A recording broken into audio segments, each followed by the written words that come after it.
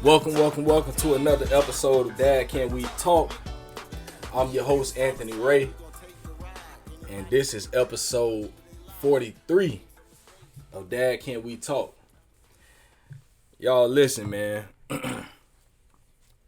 Today, I got a treat for y'all. A treat for myself, honestly, man. I've been waiting to get with this dude right here for so long, man. He was actually, I don't even know if he remember, back in 2018, he was supposed to come sit down with me when I was at the radio station. And we ended up having to cancel, but the Most High had something, he had a little something that he needed my brother to go through, a few more things, you know. He had he was just still building his story, man. So we here today, man, in 2021. And I can't tell y'all, man, how much I appreciate this brother right here, man, and everything that he is to our community, everything that he's been through, the encouragement that he's been to so many people. He's just, I would say that he's definitely someone that's making some major noise around here, man, because of what he just been through. And I take it as an honor, man, to be in this man's presence today and to have him come bless these mics. But without further ado, man, I want y'all to welcome to the show my man Julius Erving. Even his name just famous. J. Erv, baby. How you doing, bro? I'm doing good, bro. I just want to say thank you for having me on. It's my pleasure. I've been wanting to get on here for a long time, bro. Yeah. Like we were talking before this, I was telling you I appreciate what you're doing and how I feel like you like a trendsetter, a pioneer. You know, you was ahead of the curve when it comes to putting things out there, showing the narrative that need to be seen. So I'm just forever grateful and thankful, bro. I appreciate you. For sure, man. Definitely appreciate that, man. And, you know, for men like you, that's what Dad Can We Talk is about, man. For people with your type of story, you know, things that you going through, things that you've been through. You know, I just always wanted to give you the opportunity, man, to be able to change that narrative, because we all know the narrative that goes around about black fatherhood. We just here to disprove that. And that's what we going to continue to do. So y'all know how we get down on Dad Can We Talk, man. We're going to go ahead and get into it. But my first question that I like to ask, my first question is always, what's your relationship like with your dad? My relationship with my dad was amazing. You know, he one of the greatest dudes I ever had the pleasure of knowing. It's this thing where people say they rather quality over quantity. So me and my dad didn't have a lot of time together, but it was always quality time. So, you know, I take that quality over quantity of just BS. So he a big reason why I am who I am today. You know, unfortunately, I lost my dad. I won trial February 11th. My dad died February 12th. You know, nonetheless, though, he gone physically, but he left his virtue. I feel like I got stronger when he passed. That's real. But yeah, I love my daddy, though. I'm my daddy. That's real. Yeah. And I always say, man, like I love to hear, you know, those stories of black men that did grow up with their dad and had relationships with their dad, because, you know, we always hear about the ones like me that didn't really grow up with our dad like that. Yeah. But I like to hear it from the other side, you know, the men that really did, because it helps me and other people to see that, you know, not just in our time, you know, there's always been good dads out there. You know, there's always been dads that care about their children. That's real, bro. That's real, man. So, as with the relationship that you had with your dad, and, you know, as much appreciation as you have for him and everything that he did for you and everything that he taught you, you know, how does that affect, you know, the way that you raise your own children today? I'm gonna be honest, right? What my dad did worked for me, but I understand that it wouldn't work for my kids. Yeah. You know, and a lot of the things I learned from my dad, it was like, I'm gonna do some of the opposites of what he did. Yeah. You know, so I take a totally different approach to parenting than what I was raised with. Yeah. But some of the lessons that I learned, I carry over and try to teach those lessons, but through a different teaching method. You know, and I encourage true expression. Some of the things that we as parents do, Yeah. we hand down our fears, we hand down our limitations because we scared of it. We teach our kids to be scared of it. Yeah. You see what I'm saying? I'm scared of spiders, so if I see my daughter going to kill a spider, I'm like, no, don't do it because I'm scared of it. But she not though. She not though. And me being that scared to put that fear in her when it wasn't naturally done. Yeah. So, you know, I want my kids to be original human beings, not a carbon copy of me, but just a true expression you was birthed to be. And the way to do that, though, is just allow them to be them. Like, you know, my youngest daughter, right? I try to treat her like my middle daughter, you know, but it don't work. She like to put her pants on one pants leg at a time. I make my older daughter put them on. I used to make her put them on at the same time. And I pick her up. But, you know, just recognizing those little small preferences that they have and, you know, celebrating them and not making them be like me to fit into my schedule, my mold. That's real. So, that's kind of my approach to parenting, like letting my kids be them. You know, and the only thing I really implement, only thing I really put down, like, any kind of physical discipline about is lying. Yeah. Everything else you can work through. Yeah. Just don't lie to me because I need to be able to trust you. If somebody come to me lying on you, I need to be able to know what it is. I can trust you to tell me the truth. So, but that's my approach to parenting, kind of in a nutshell. But we can dig deep in it though. Yeah, but that's real, and I'm glad you just brought that up, man, because I need some help on that, bro. Because my oldest daughter, she's 7, and lately we've been dealing with her just lying about small stuff. You know, like she'll take something off the counter and we'll be done seen her do it. Then you ask her, "What's that in your hand?" She'll say, "A piece of paper." Like, you ain't got a piece of paper in your hand. What you got in your hand, man? Like, no, I do. And then she'll, after a while, we pry, and then she'll just come out and say, "Oh, okay, then I was lying." You know. Like, what you was lying for? And it's like, it just be like the smallest stuff, and I be trying to explain to her, like, I don't understand, like, what you be lying about? Like, why you? And then I think she said one day, she was like, what she say? She was like, well, I'm scared I'm gonna get in trouble. And so it's like, I'm trying to help her, and I think I know where it come from. I think, you know, especially like when she was younger, like, I really get on her, be so hard on her when she would do something wrong. And it was like, now I think she's like afraid now, so she like, well, instead of just telling the truth, I'ma just lie so I don't get in trouble. And then she still end up getting in trouble. So it's like, man, that thing been hard for me, bro. Yeah, I feel that, bro. And that's always tougher though, right? But me, I try to counteract that by getting that line situation nipped in the butt as early as possible. My daughter's been started lying a long time ago. I give you an example, right? Yeah. I put my cell phone out. Then my daughter would be like, "Daddy, I want you." She's gonna lay on me. But what she really want is my cell phone. Yeah. You see what I'm saying? So it's finesse, but at the same time, it's a lotto. You see what I'm saying? Yeah. So I called it out for what it's worth at the moment without calling it in a lie. I just addressed the behavior. You know what I'm saying? Like, hey, no, you ain't. I know you love me and want me, but what you really want was my phone, right? Yeah. Right? Just tell the truth. Okay, well, say that. Here, you can hold the phone. That's all you got to do. Yeah. So I kind of celebrate and promote true expression no matter what it costs. Yeah. You see what I'm saying? And like, don't be afraid of, you know, I don't know, letting me down. And I try to tell them as much as possible that mistakes gonna happen. You're gonna be wrong. You're gonna have to say I'm sorry. You're gonna offend people.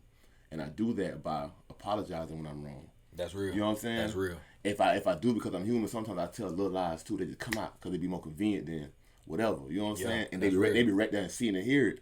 I address that in front of them like, hey, listen, y'all, hey, that was wrong. Blah, blah, blah. That's real. How I can do it? So, you know, not only do I teach them about communication and, you know, just the importance of the truth, but also I show them and teach them full accountability. That's real. You know what I'm saying? For all that you do. That's real. real. What it is. So, yeah. That's real. Yeah, for sure. And how many children do you have? I'm blessed to have 3, bro. 3. All Yeah, girls. All girls. All girls. Ooh. Yes, Lord. Boy. Yeah, them girls something serious, boy. So how is that, bro? You know, just raising 3 girls, like, they, from my experience, I got 2 girls and I got a boy. And, man, my son, that joke off the chain, he be tripping sometime, but boy, them girls, they just a whole other, that's a different, there's definitely a difference because, like, I be seeing with my son, you know, my son more just, he be kind of chilling most of the time, you know, just laid back. And them girls, they really want that attention from you. They really want you. You know, my son, a lot of times, he just be kind of independent. But my girls, they want to be all up under you. They really need that affirmation and that, and I think, you know, I'm learning about love languages with children. You know, like how adults, we have love languages. Yeah. And I started realizing that, you know, children have it too. They do. But them girls, man, they just, boy, they are different, bro. Like, talk about that experience with raising 3 girls. Okay, that's a great question, bro. You know, okay, so boom, I'm gonna start this right here, right? I watched an interview one time. It was on Kobe Bryant. I think he was being questioned about the kids or whatever, and the amount of girls he had, and if he wanted a boy. Yeah. And he was like, he a girl dad. Yeah. I'm a girl dad, bro. Yeah. You know what I'm saying? For real though. Cause listen though. Yeah. I did want 12 boys. You feel me? I wanted 12 boys initially because Israel. Yeah, exactly. You called it. You called it. You feel me? I appreciate that for knowing why I wanted 12 boys. Yeah. But then when I had a girl though, bro, I ain't gonna flex. I was in South Carolina working in the watermelon field. And my baby mama called me from Lake City and was like, she told me it's a girl. And I was like, hold on, baby, right quick. Let me call you right back. Something going on. I heard her on the phone, like, damn. I was mad though. I wanted that junior, you feel me? But when I actually saw my daughter, and you know, for the first time, I was there the whole thing, the whole pregnancy, everything, the whole 9, the birth and everything, bro. But just seeing her for the first time, and even up until the last time I saw her, which was yesterday, she's been a blessing to me, bro. Yeah. And that kind of, like you said, that love and attention they show, bro, is nothing like that, bro. And, you know, having them in my life allowed me to be a full man because I got to express the fullness of my love and my human expression. All right. You know, as men, right, we only get to be hard. We got to be hard or funny or something like that, but not like, we don't get to express that kind of love, that level of love. That's real. You know what I'm saying? With our homeboy, we can't love the way we love our daughters and, you know, our children or our ladies or whatever when we got a good one. So I felt complete when they came into my life, bro. Yeah, that's real. They raw, and then I pour into them so much, right? And I recognize how they just like, girls be like emotionally developed like really fast, and I try to give them all that they ever asked me for, you know. So right now, my middle daughter, all she asked for is me. Yeah, you know, I be trying to give her other stuff sometimes. You know what I'm saying? Like, yo, here goes some toys. Yeah. But she'll still want to play with that toy while sitting in my lap. Like, come on, G. Man, come on, man. I just brought you all this stuff. You know what I'm saying? But you still want to eat your food in my lap. Daddy needs some space to do something real quick. Yeah. But nonetheless, though, nobody light up like that when they see me, bro. Yeah. Like, really, though, like, I can be going through the worst of the worst. And I was just going through the worst of the worst, my trial and everything. And like nothing gave me joy in my life, bro. All the other things that served me a purpose as an outlet, none of that stuff worked no more. Working out, reading, you know, being positive in my community. I did these things. It was just natural, a habit for me to do. But I'm trying to figure out, dang, what should I do with my time to do the stuff you've been doing? Working, being positive, read, learn, educate, all that stuff right there. But it did serve me a personal purpose. But them girls, though, I could be going through the worst, homeless and all. They don't even know daddy going through it out here. Yeah. But they pull up on me, I get everything in my pocket, but they be happy to see me. It ain't about what I got in my pocket, what I got on. It's about know who the fuck you is. You daddy. Yeah. You raw. Right. Yeah. So, you know, they amazing, man. Yeah, man. Everything. And see, I think having a girl first, for me, I had a girl, boy, then a girl. Yeah. Having that girl first helped me when it comes to my son. I think it, like you say, it's a blessing to have the girls because like, I feel like I would be a little too hard on my son if I didn't have a girl. You know, me having that girl first, it taught me that compassion. You know, how to really nurture, you know, and love on that baby. So when I had my son, I want to love on that joker too, cause I'm like, shoot, he like me. I like to cuddle, you know. Hey, for real, I want to feel love, you know. I want that personal touch, you know. And how I used to have what they call the skin to skin with my daughter. I said I'm gonna have skin to skin with my son. Sometimes I want to just hold you, bro. Like, come here, nigga. Come here, bro. Like, I need that. I need that energy from you, bro. You know, and even still today, that joker 5 years old. Boy, I love when that joker, but he be mad. You know, man, come give me a hug, bro. Hug, like, love on me, bro. Like, I need you. You know, like, sometimes I need that from him. And, you know, at like probably when he was 3, 4, he was like real, just like so independent. And I think too, because we went through a time, we went through a little time of homelessness. Yeah. So my wife and my 2 youngest kids, my youngest daughter and my son, went to Chicago for 4 months. So I missed that part of his development. He was still 1. So I missed his 2-year-old birthday, you know. So I missed 4 months of his life. Yeah. Where I wasn't with him. And I think that definitely it affected him. I think I can see even at that young age it affected him. But even with that, it just after he came back, you know, I made a vow, you know, to the Lord, like, man, you know, God, if you give me my wife and my kids back, I'm gonna be a better father. I'm gonna be a better husband, you know, because like I needed that. So in that, and then I was with my oldest daughter, and man, the way that girl comforted me, bro, man, real talk, bro. Boy, my baby comforted me in that time, bro. Like just going through that, missing my wife, missing my other 2 kids, and she used to be that encouragement too. She kind of used to get on me, like she used to be like, Daddy, you know, family is never supposed to separate. You know, saying all this stuff. I'm like, man, girl, what you need to know what's going on. But she used to kind of just be asking questions like, why I ain't seen mommy? Like, why mommy ain't home? Yeah. You know, why I ain't seeing Uriah? Where Eliana at? And it used to just be that motivation, like, man, I'm going to get my babies back.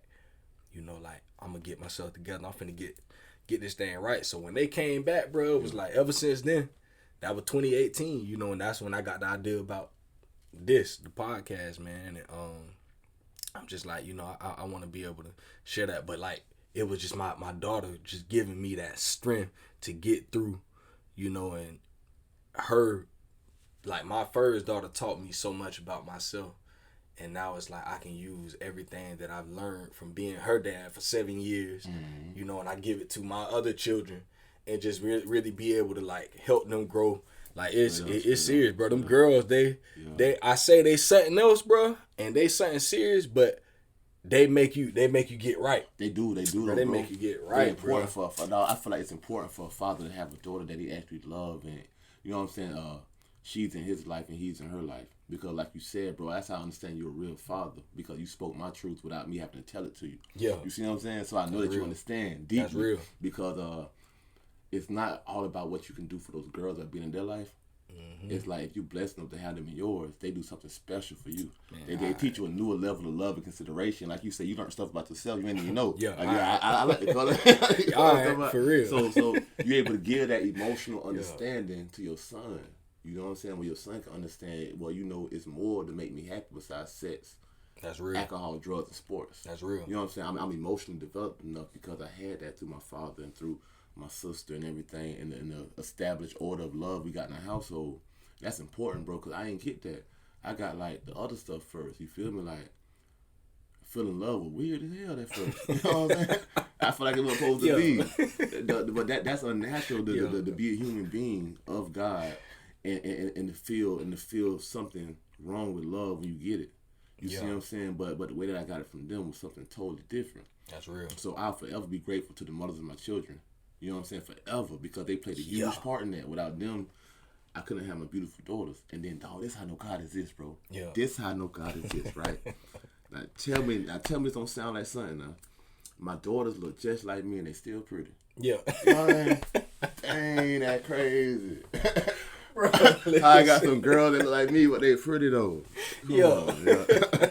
So that's what's up. Bro, listen, bro.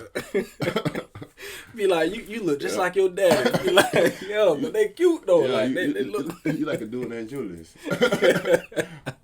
Yeah. No, that's real though. No, that's real. That's real.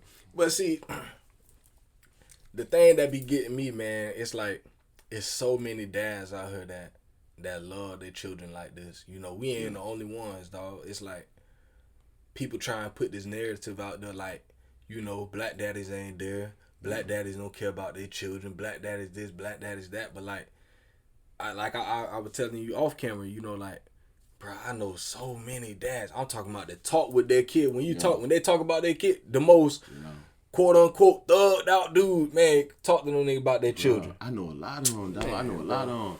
It's so unfortunate that people associate you know what I'm saying? It's like honorable, integrity filled things. They don't associate them with being a thug. Like, if you're a thug, you can't love your family. You can't. Right. No, you can be a thug. That's the fullness of it. You know what I'm saying? Right. Like, nah, that ain't got nothing to do with thugging. You know, ain't got nothing to do with that. You know what I'm saying? So having people be thugging because the system set to supply for their family isn't enough. So they choose a route that's labeled or that's pre-labeled thugging. But they call it, I'm trying to make ends meet. I'm trying to do for my, you know what I'm saying? Right. Best I can. Although it's not the most positive route, but it produced. Yeah. You see what I'm saying? But what was the context of the question, the initial statement? Man, I done got all up. We were talking about our children, like, just like how your like the love, like how did the relationship that you had with your dad like translate over into the way that you are with your children? Boom. My dad was like a tough love kind of person, right? Emphasis on tough. He like one of them kind of dudes, like, you ever seen the Western movies where the dude strike a match on the side of his face? Yeah. You know what I'm saying? Yeah, he was a tough dude like that. You Yeah. know what I'm saying? But the love was definitely there because he was so tough. The few moments he showed any kind of emotional, any kind of love, just a friction of it, it meant the world. That's real. So I understood the importance of being emotionally balanced, right? Because if you're always positive, always smiling, the moment you don't frown, it means so much because you're always smiling. That's real. You see what I'm saying? So, but you always up and down. People don't pay attention to either emotion. When you're happy, it don't matter because you'll be mad soon. If you're mad, automatically you'll be happy again. You know what I'm saying? So I learned emotional balance from my dad. Or whatever. That's real. But I still didn't understand the fullness of emotions because I hadn't experienced love yet. Like real love outside of the love I had from my parents and my siblings. That other kind of love that you get from women that you have in your kids or whatever. You feel me? So. But my dad laid foundation work with my mom, though, really.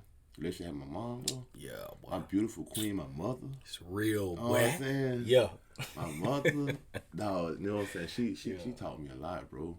And, you know, it seemed like when my dad passed, I had even more of a heart and a mind to just want to make sure my mom don't struggle at all, like, no more. Like, in any kind of way, shape, or fashion. I already had that before, but it just intensified. One thing I give my dad credit for, right? Because he wasn't always in our lives. And there was a time where I had a gripe toward him, although I always respected him. I had always had respect for him, but sometimes I just wish he was more like TV dads. Yeah. You know what I'm saying?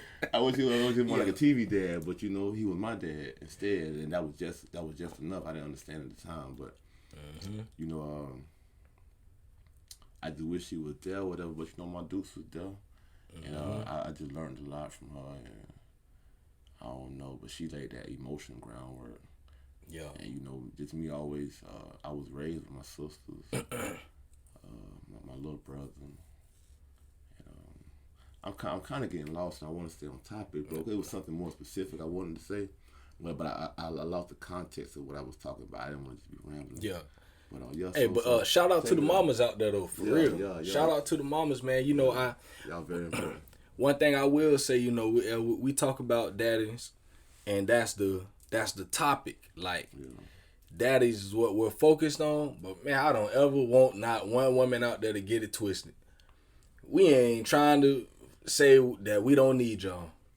Don't ever get that twisted, you know. And I had to tell one guy one time, you know, he was like, I'm gonna go off on the mom. I'm like, bro, this ain't what this about, bro. It ain't about just, you know, trying to make it like a mom. And my thing was, we already know how important moms are. We ain't never had a problem with understanding that. You know, everybody know that. The whole world know that, how important and how much love moms have for their children. You know, that's never been misunderstood. The thing that's always been misunderstood was the love that a dad has for his children. So that's why we do what we do on Dad Can We Talk, to make it known that, yeah, we love our children too. You know, we want to take care of our children too. So I just don't want nobody to get that twisted, man. Mama, I shout out to all the moms out there, man, that's handling their business. You know, so many of y'all great mothers, man. Shout out to my wife, you know. She hold it down, like, for real, for real. So, yeah, we just wanted to say that. I just wanted to say that, yeah. We love y'all, for real, for real. We love y'all, and I hope y'all know what y'all to us. For real. But bro, you want to tell you something too, though, bro? Like you were saying, though, it's like that whole thing with mothers. It's like you said, a lot of people already understand, you know, that mothers gonna do their thing. You know, what they say, daddy's mama's baby, daddy's maybe. You see what I'm saying? Whatever that little saying, where the baby can always be the mama's, but the daddy can always get nod or whatever. So, you know, but it's like one of the things, but what's understood don't got to be explained. But what's not understood is that there are amazing black fathers out here, and just because a father isn't present in the house with the kids and the mother doesn't mean he doesn't love those kids and think about them every day. That's real. Dog, I done been through the trenches, you know, places where most people don't want to go at because I had to be there. You see what I'm saying, or whatever. And I got to know people that most people don't seek out and try to go know and learn these people, right? And I done seen dudes, bro, going through the worst, right? And you would think, bro, you should be worried about where you gonna sleep at tonight. But you worry about the kids, though. You know what I'm saying? These dudes out here really broken by not being able to see their kids and the false narrative getting put out here for them. Because, you know, as a man, it's like nobody really respect your struggle because you a man. You a man. Your homeboys don't want to hear all that because they got their own problems that they never talk about either. All right. So why are you disrespecting the code and talking about your problems, bro? We don't do that. You know what I'm saying? Let's go play basketball. You know what I'm saying? So it's that thing going on. And then, you know, your parents sometimes feel like, hey, you a grown-ass man now. And, you know, you ain't going to bring it to your lady most times because you don't want her to look at you as weak. Yeah. You know what I'm saying? So, like, we be needing outlets and be understood, though. In the whole while, people looking at you like, why you not performing? Why you not performing? Why you not performing? I got a homeboy that called me, man, recently. This is a good brother, you know, Corey Dallas. He sold into my life, and I sold into his. We both iron, so we sharpen each other. But one day he called me, and he was apologizing about venting to me. And he was saying he don't want to complain. But I was like, bro, I ain't complaining at all. Yeah. You know what I'm saying? You just vent. It's different between complaining and venting. You're expressing things that you're feeling, issues, hoping that you can arrive at a place of peace or a solution with peace. You know, something. So it's just important that men be understood for the fullness of who we are. You know what I'm saying? Because we don't always get value for our full value. You know what I'm saying? It's either financial, you got to be financial, and I guess, I don't know what's after that. Tough. pretty much that bad. You know what I'm saying? But it's so much more to a man than that. And you know, I know some dudes, bro, that'll be in a relationship and be a good man as long as they can provide. But the moment they lose their job or lose their set, they finna break up with you because they don't know what to do. You know what I'm saying? They done lost their true value. They don't know what they got to offer. So I encourage all men out here to respect yourselves a lot more, understand your true value, and you know, if you feel like you don't have no true value outside of the dollars in your pocket or the clothes you got on, you got to do something about that. That's real. That's real. Hey, listen, free game, man. Y'all pay attention. The man just said something right there, man, and that's something that a lot of us don't understand a lot of times, and we overlook. That men have issues, we have problems, and sometimes we need an outlet to get that thing off of us. And if you don't get that thing off of you, that's a lot of times that's when you resort to hurting people. Yeah. Because you got all this stuff pent up inside of you and you ain't got no place to release it. So when they say, you know, oh, young boys be mad and this and that, like a lot of times the young boy ain't just mad. It's just he got issues. He have things that he ain't been able to release, and then somebody try him or something. And it's like, that ain't him. That's just the stuff that's in him that he's trying to release and get up out of him, man. So it's so important for us to have stuff like this to be able to talk, you know, and even outside of this, you know, I'm a big proponent of, man, I'm big on, bro, listen, if you need to talk, bro, call my phone, bro, text me. Man, I don't care, like you say, man, I don't care, man, bro, if you need to call and vent, come call and vent, bro. Like, that's normal. And I think we got to normalize that, man, men, we can talk. It ain't always got to be about sports, you know, and about music and all. Man, sometimes, like, you can just call me, like, bro, I'm going through it, bro. For sure. Hey, you want to tell you something too, though, bro? I quit watching TV a long time ago, so I wouldn't even have that stuff to talk about. Yeah. I don't know nothing about it. I don't know about it. So I can't talk to you about it because I don't know about it. You know what I'm saying? I don't know who played last night. I don't know who. You know what I'm saying? I be doing other stuff, so when you talk to me, it's like a limited conversation. So either you're going to listen and learn, or you're going to talk and teach. And if you talking and you teaching me about some stuff I don't want to know, then you ain't going to get the right kind of feedback. So I'm all about spreading a positive message. You know what I'm saying? Black love real. Self-respect. You know what I'm saying? Like, black father's real, and, you know, I respect you. I respect you, bro. I don't care how it sounds, but I respect black people just for being black first. All right. You don't got to do nothing. Yeah. Just be straight black. Up. You know what I'm saying? I'm going to hold the door for you. I'm going to hit you with that, yes, ma'am, yes, sir. Yeah. You know what I'm saying? All that right there. Because you Yeah. understand, I understand, the yeah. struggles that we gonna face at some point, sometime. You know, and if we get it, you might be at a higher position than me, but if you get in a certain position, Yeah, them folks gonna treat you just like you another one. for sure. They don't care about your thing. But man, listen, but we can go all day. It's all type of stuff we can talk about. But man, I want to go here, bro. Okay. You know, after all this stuff, like after all this conversation we just had, and if anybody has any type of understanding, and they hear your love for your children, you know, the love for your people, the love for your community, you got to understand the weight of what this man just went through. Where these folks are trying to take you away from your children for the rest of their life. Yeah, they were I want you to talk about that, cuz. Talk about everything you just like, how did it start?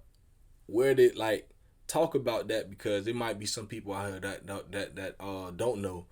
But talk about, you know, how the system just attempted to take you away from your children for the rest of your life. Yeah, that situation was crazy, bro. You know, just the situation in itself was a hard thing for me. You know what I'm talking about? Like, being out on bond, I bonded out of jail feeling anxiety. I ain't bonded out feeling like happy. Like, oh yeah, I'm free. You know, it was hard to plan my future. How you start something and then not be unsure of, you know what I'm saying, if the cracker gonna slam me or not, if I'm going down or not. So that was crazy. And then just being around my kids was difficult.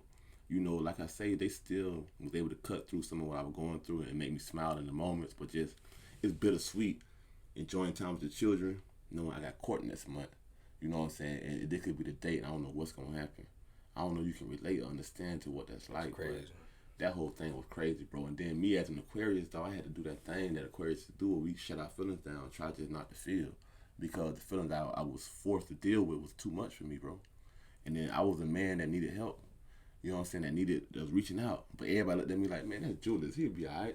I was all right. I was all right, though. I am all right now. But at the time, I didn't feel like I was. Yeah. I recognized I had trauma, dog. You know, it was a time where me and my baby mama, the one here from Gainesville, got to like a little verbal war of words.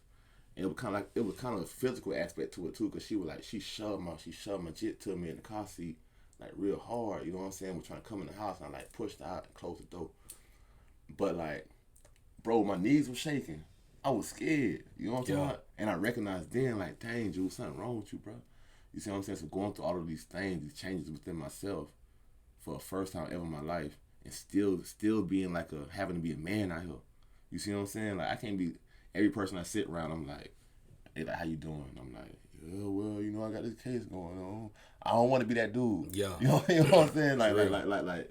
So I can't be that way. Then as a man, I feel like when you have problems, you don't have to talk about them. You know what I'm saying? You be back doing them and like fixing them problems. You know what I'm saying? You talk about life, you fix your problems. You know what I'm saying?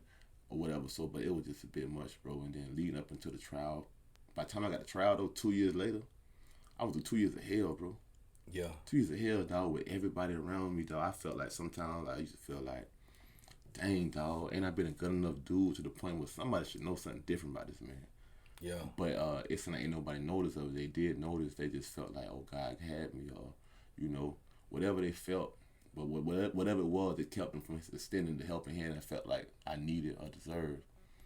But by the time I got the trial, bro, it was no fear. I was ready. Yeah. I was ready, dog. Yeah. You know what I'm saying? And then I was blessed. I was blessed because, you know, the 7 days before trial, they was like abnormally peaceful for me, dog. Cause, you know, like, I was homeless and all during the situation, bro. Like, the court date the month before trial, I was going to court from Grace Market. You know what I'm saying? Yeah. People, they know that, dog. You know what I'm saying? Still being positive, still posting on the book, still doing resumes for people, recommending books and all kind of what I normally do.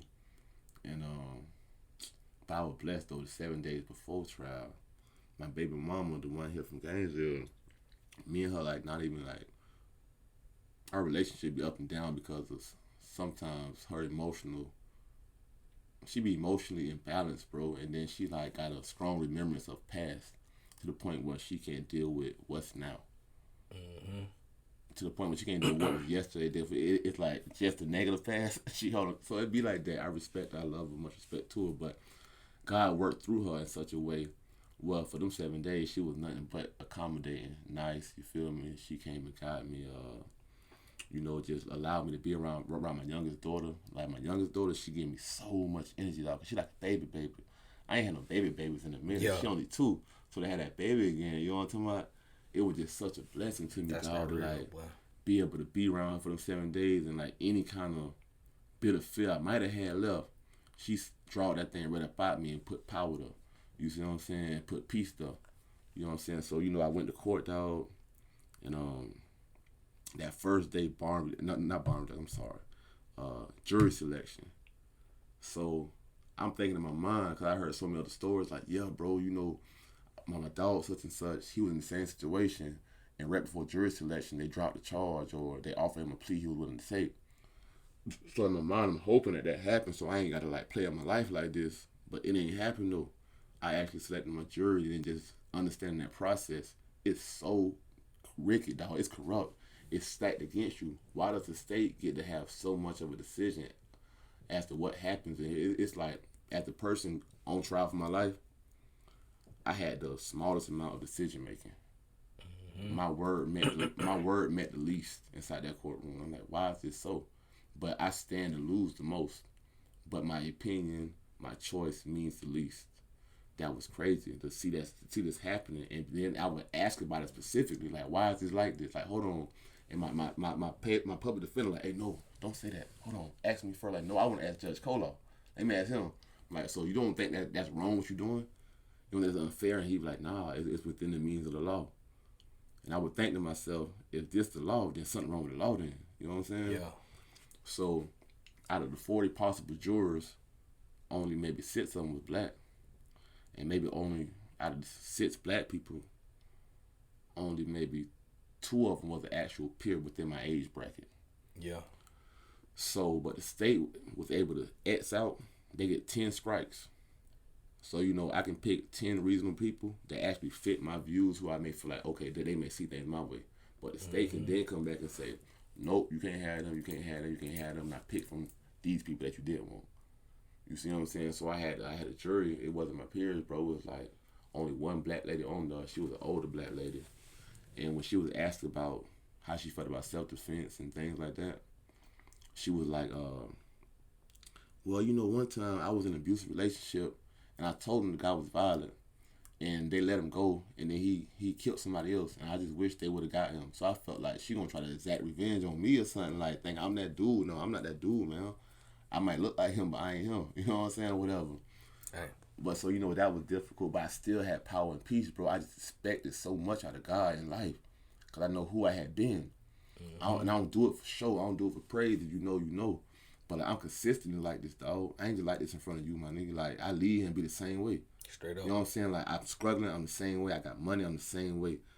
It don't change, dog. If I say something positive, because I mean that, I see that. You see what I'm saying? Like, I don't just like walk around sugarcoating it. I don't know. Like, I don't need friends like that. I ain't trying to like compliment my way into some friends or nothing. I do it from the heart. You know what I'm saying, or whatever. So I know who I've been, dog. But I ain't perfect neither, though. Straight up. Like, I am everything I look like, too.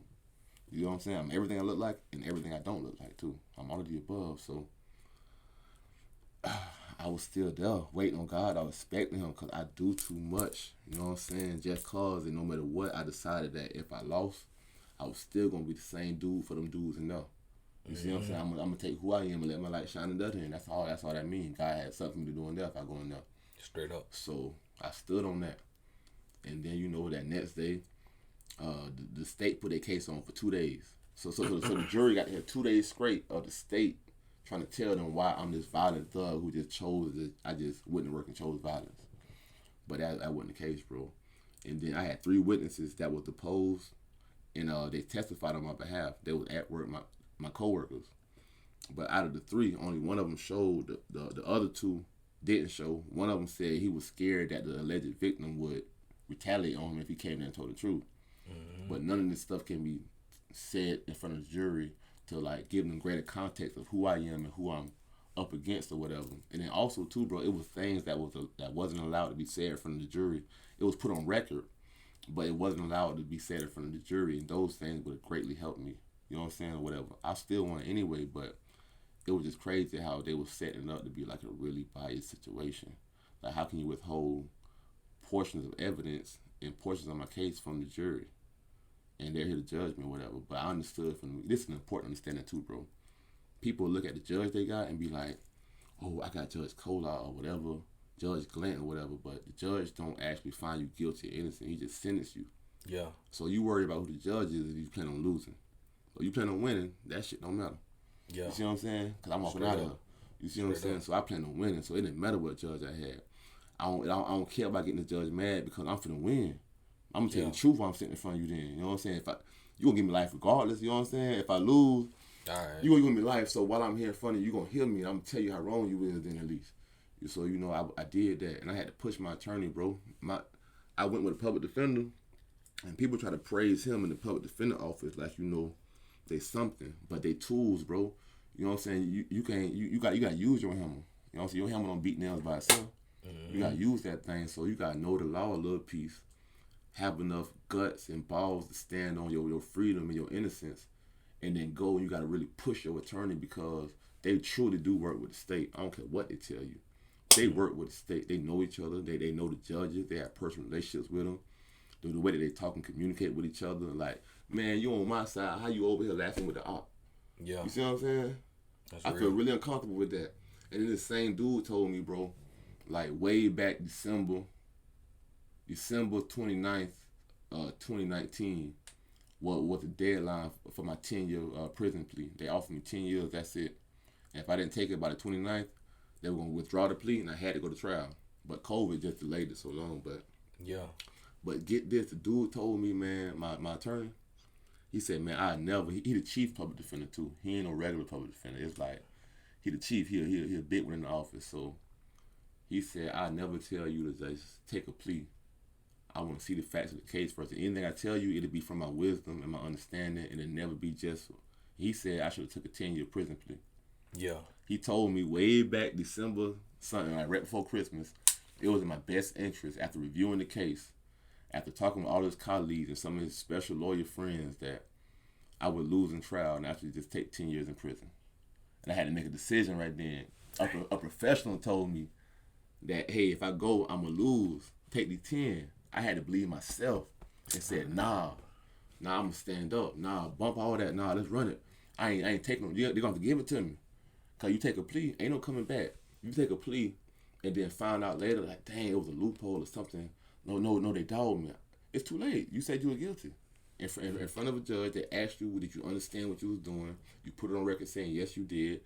And you know what I'm saying? And it ain't no coming back. My homeboy, Jeremy Williams, J-Dub, got did the same way. A great father. He ain't had no felonies, legally owned his firearm, shot somebody that broke into his house to rob him.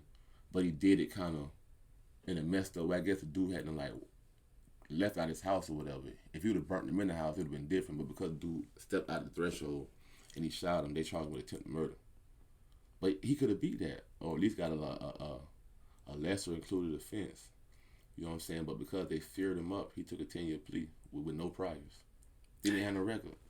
And brother been down 6 years, so you know. Dang. You gotta get rid of that fear. You gotta know what you standing for. If you did or didn't do it, if you can beat it, even if you did do it, if you can beat it, and you know you can, stand up. Stand up. Take it to the door. You know, I encourage all people to like get rid of that fear because they really be trying to fill you up. But dog, I remember, bro, right before it was like jury deliberation when they go back and like actually decide whether you guilty or innocent. It took so long, bro. It was like everybody left the courtroom. We was the last people in there. Just us, the bailiffs, the judge, the lawyers, and my sister and my cousin Rashid and my dukes had done left. So they was back there for like 30 minutes or something, bro. The judge called them back out and asked them if they want lunch. I'm waiting on my life to be figured out right here. He's stopping deliberation, asking them if they want to be ordered dinner. So I'm like, hold on, you playing, man? Tighten up. But dog, I FaceTime my daughters, and I was like, man, I love y'all. They was totally unaware of my situation. My oldest daughter knew, but she don't out on bond. But my two youngest, we just never put them in the loop. I was just trying to be as good a dad as I could while I could, whatever, and just stack my money up so if I did go, I could still contribute to them in some type of way or whatever. But anyway, so I called them, bro. I talked to them, told them how much I loved them. They were like, Dad, you look nice in your suit or whatever. And I was like, yeah, I'm coming home. I spoke that thing. I'm coming home. I see y'all in a little bit. All right, y'all. And then my friend from New York, her name Esther Rothschild. Boom, she hit me up. We FaceTime too. She a positive person in my life. She actually bonded me out, bro. My bond was like, it was $500,000. It got reduced to $100,000. She paid the $10,000 to get me out, way from New York or whatever. And people told me back then I was stupid. People said, man, you should have got a lawyer with that money. You should got a lawyer with that money. Man, I would have been in jail for 2 years waiting to go to trial with a paid attorney. But since I've been out though, bro, I met the New York Times twice. You know what I'm saying? New York Times twice.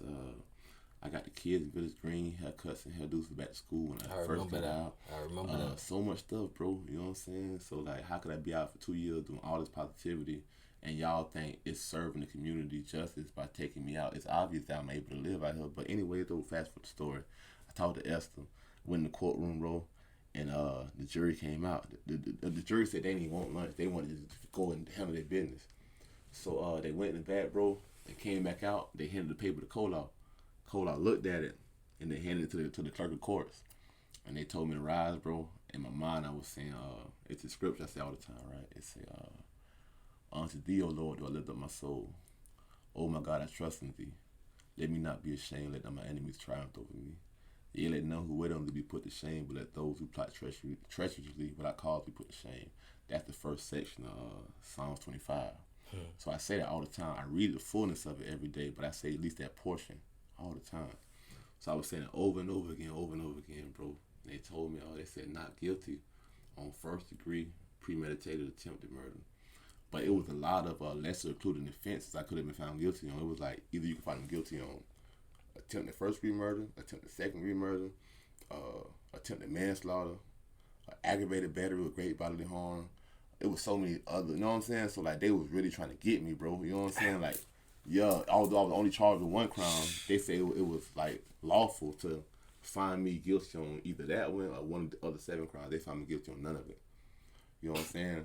So I'm sitting there like, and dog, and they enjoy them know me because they know like I'm different, bro. Like I don't operate out of the spirit of fear. I be operating out of power, and I don't be looking at like titles. Like I don't look at like what you did or. I respect people for, things they've done. I respect people for what you're doing and what you've done. But when it comes to, like, superficial stuff, like, oh, he bumping like that. Or like, you know what I'm saying? He a judge or something.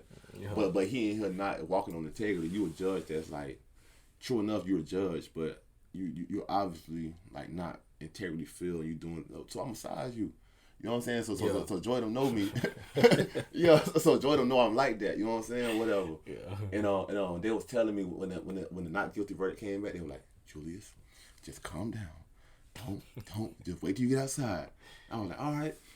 You know what I'm saying? Hey, bro, I ain't gonna lie, bro. I wanted to cuss everybody out. I wanted to like go in like, man, yo, Stacy, what her name is? Stephanie Clue. Yo, look, ugly ass. You like a sperm with hair out here. Yeah, I wanted to go in on the dog, but I kept it cool. I kept it cool, like till I got outside, and that's when I posted that video. Yeah. that was 2 years. That was 2 years worth of built up frustration coming out, and just dog, like I ain't never had no shout of joy like that before in my life. I'm like a chill dude. I'm already tall and all this stuff. I don't like attention. I'm an introvert. You feel me?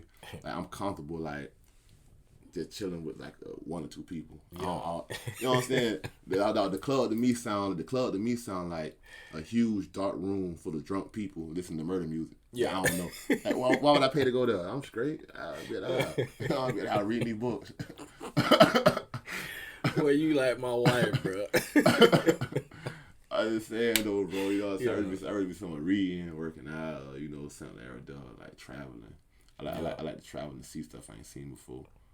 You know what I'm saying? But yeah, though, bro, it's just a blessing to be free. I had my life back, bro. I feel like I was born again. I feel like I was, I feel like I had to die, bro. And you suffer the fear of like dying. Like imagine like knowing that you're finna die today. You know what I'm saying? Like, oh shit, I'm finna die today. I gotta lose, and all that goes with the idea of dying, all that you lose, and all that happens or whatever. Not knowing heaven and hell, every fear associated with death, you experience and go through right quick. Like, but then somebody be like, hey, hold on, you can come back. You know what I'm saying? And you come back and like, oh, I got my life back. Oh, my mouth touching my bad, bro. Like, oh, I got my life back. I'm happy. Boy, I'm too happy. After that, you know, you can be walking home and start raining. You can be happy that you get rained on. You allowed to get rained on. You know what I'm saying? So like, I got like a new kind of like peace and freedom that supersedes anything. You know, like it's crazy, bro. And like everything else extra. You know what I'm saying? So you know, all the physical things that people chase for that you can see and touch with your hands, that's just icing on the cake for me. But with it, without it, I'm a whole cake. I'm still sweet. I'm straight. Yeah, I'm still the That's real. Yeah, that's all that real. Going on. So like I got life anew, bro, and it just like helped my grind and helped my creativity. Like I was stagnant like mentally and like creative wise, bro. Like I can create a lot of stuff and like I help a lot of people in a lot of things that, you know, I don't look for credit for, but those who know, they know, you know what I'm saying, for like connecting dots and, you know, helping people with little ideas and struggles and stuff they struggling through or whatever. I'm good at like that kind of stuff. And some people pay me, some people don't. But I hadn't been able to do that for myself, you know. And but since this thing's gone, bro, it's like I don't know. Within a week, I got so much stuff going on that's like, you know, for profit, and then I got some non-profit things going on too. I was able to apply for the Soros Fellowship. I'm praying that I get that. Yeah. But if I get that, boy, we rich, bro. Yeah. I'm coming back for you, bro. Yeah. I'm a soul seed. I'm investing in the craft. That's real. You know what I'm saying, or whatever. And I don't know, bro. But I just been chilling lately, though. You know, I do plan on getting back out in the community and being like an active member of the community, like that positive kind of, you know, be seen kind of way. Cause I want to model and example the what I expect to be out here by being here. You feel me? But I just been kind of ducked off lately, just around my family, indoors, just chilling, sliding behind the tent. Yeah. Just trying to start with just enjoying my freedom, bro. I just be doing regular stuff like, dog, I be sitting at the park, like really looking at birds and stuff, bro. You know what I'm saying? Looking at birds, like happy in the mud, bro, like really happy. Yeah, I got life. I'm experiencing now finally for the first time the fullness of life and being alive, dog. It used to be a time, dog, I would drive for miles and miles and miles and never really like look at nothing. Like I can't remember seeing nothing because I was in my mind the whole time thinking or whatever. But now I drive and I can actually see the sky. You know what I'm saying? How beautiful Gainesville look. You know what I'm saying? I ain't looking at the concrete road and the people. I'm looking at, you know what I'm saying, just the other life structures in Gainesville. The skyline, the trees. Like, I done been in New York, bro. I know that in New York for like 7 months straight, you don't see sunshine in daytime. It be daytime, but ain't no sunshine out. It's like it's finna rain or something. You know what I'm saying? So I understand why Florida called it Sunshine State. I can appreciate the beauty of the Florida sun. And think about this right here too, right? You know the power of the sun and what the sun does for all living structures made of God.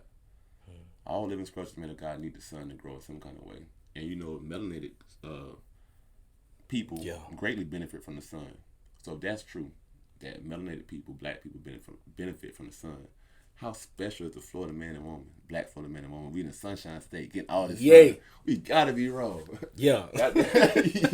We gotta be. How could we not be? You know what I'm saying? That's almost the same as just being in Africa, bro. Like all the amount of sun that we actually get. Yeah. We get like out of 12-month calendar, bro, we getting about 9 months. Spring sunshine, easy. It be raining and all with the sun out. All right. That's unheard of in New York. Yeah. So just and all stuff like that, bro. I want to give people those types of experiences, bro, because you can have life once you experience life in a fuller way. If all you've been doing is going to University Avenue and to the clubs and stuff, and you may go to Orlando, you may hit Miami out here.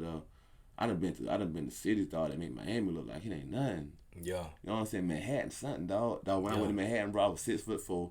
I had Kodak dreads. I had a gold chain, and nobody even looked at me, bro. Nobody looked at me once. You know what I'm saying? Yeah. And like you can't stand out there.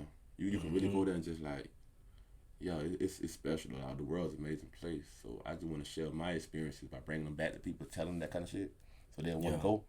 And then, you know what I'm saying, help them get to see it. That's, man, I want to go. Let's grow. I feel like every Floridian should get the experience of up north winter. Just once in their life. Man, see, my wife be telling me, she from Chicago, so man, I still ain't been up there yet, bro. I encourage you to go, bro. I want to go so bad, bro. I'm talking about, dog, the bums be so, they be like saucy. The bums have on like J's. Yeah. You know what I'm saying? They ain't ask you for money, they trying to sell you something. Yeah. You know what I'm saying? So it's a different climate up there and everything. It's a different kind of vibe up there. But it's doable, bro. You know, up north winters is like Florida summers. As long as you weather appropriate, you straight. Yeah. I want to share that with my kids too. I got to do a lot of traveling, bro. But I haven't been able to. My oldest daughter got a chance to go with me to New York and see Chinatown, Canal Street there and Manhattan and all of that stuff, ride the subway. But I want to get those experiences to my two younger daughters too. If I had it how I wanted it to be, bro, I would say, man, bump school, because to me, school fluke anyway. Yeah. Dog, the most important thing to me you ever learn in school is reading with comprehension and then basic math. Because once you learn how to understand what you're reading, you can teach yourself anything. All right. You know what I'm saying? Straight from there. All the other stuff fluke. You know what I'm saying? With the exception of maybe science. Science kind of important too. But if I had it my way, bro, I just homeschool my kids, buy like a big RV, like a rapid tour bus.